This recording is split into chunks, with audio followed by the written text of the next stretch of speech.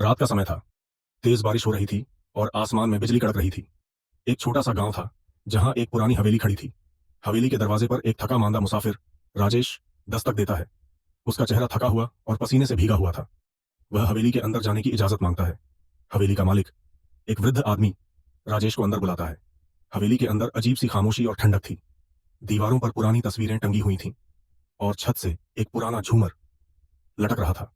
हवेली के माहौल में कुछ अजीब था, जैसे यह किसी और समय से आकर रुकी हो।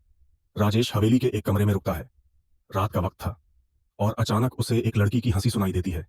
वह डरते हुए खिड़की के पास जाता है और देखता है कि एक छोटी लड़की हवा में झूला झूल रही है। उसकी चेहरे पर अजीब सी मुस्कान थी। राजेश उसे आवाज लगाता है, लेकिन लड़की बिना जवाब दिए अंधेरे में गायब हो जाती है।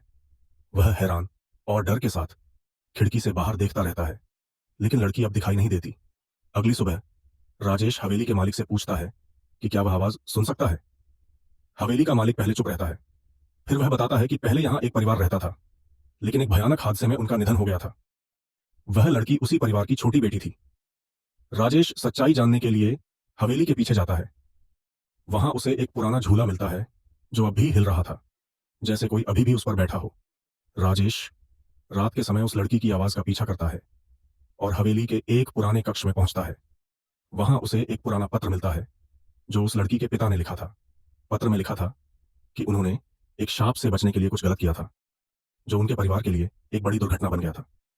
हवेली की दीवारें अचानक हिलने लगती हैं और राजेश का सामना उस लड़की की आत्मा से होता है। लड़की राजेश से कहती है कि उसने जो रहस्य खोजा है उसके लिए वह उसका धन्यवाद करती है। फिर वह हवेली से हमेशा के लिए मुक्त हो जाती है। राजेश राहत की सांस लेता है, क्योंकि उसने एक भूतिया रहस्य सुलझा लिया था और वह डर से मुक्त हो जाता है। हवेली अब शांत और स्थिर हो जाती है, जैसे उस पर जो छाया थी वह अब पूरी तरह से समाप्त हो गई हो। यह कहानी उस रहस्य से जूझते हुए एक आदमी की थी, जिसने अपनी हिम्मत और समझ से एक भूतिया आत्मा को शांति दिलाई।